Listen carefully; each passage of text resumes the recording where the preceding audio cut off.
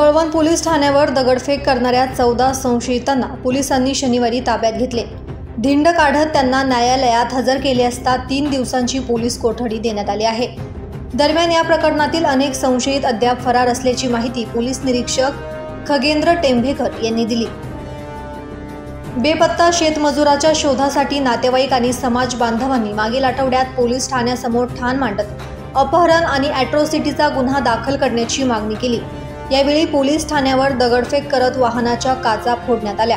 त्यामुळे शेतमजुराच्या शोधार्थ पोलिसांनी 5 पथके तयार केली। यावेळी बेपत्ता असलेल्या मजुरास पोलिसांनी त्याच्या घरातूनच ताब्यात घेत घडामोडींवर पडदा टाकला आहे। आता कळवण पोलिसांनी दगडफेक आणि तोडफोड करणाऱ्यांविरुद्ध कारवाई सुरू केली आहे। शनिवारी 14 जणांना ताब्यात घेत त्यांची धिंड काढण्यात आली। तसेच न्यायालयाने संशयितांना 3 दिवसांची पोलीस कोठडी सुनावली आहे। त्यात बाळू माळी, बापू जाधव, विकास सोनवणे, सचिन वाघ, गणेश सूर्यवंशी, करण पवार, सचिन पवार, सागर शिंदे, नितीन बागुल, कृष्णा पवार, सुनील जाधव, योगेश जाधव, सागर जाधव, कैलास सोनवणे आदी संशयितांचा समावेश आहे। उपविभागीय पोलीस अधीक्षक किरणकुमार सूर्यवंशी, पोलीस निरीक्षक खगेंद्र टेंभेकर यांच्या मार्गदर्शनाखाली विशेष पथकांनी ही कारवाई केली आहे।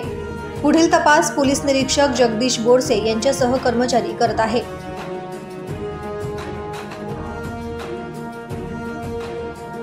ब्युरो रिपोर्ट, दैनिक भ्रमर, नाशिक।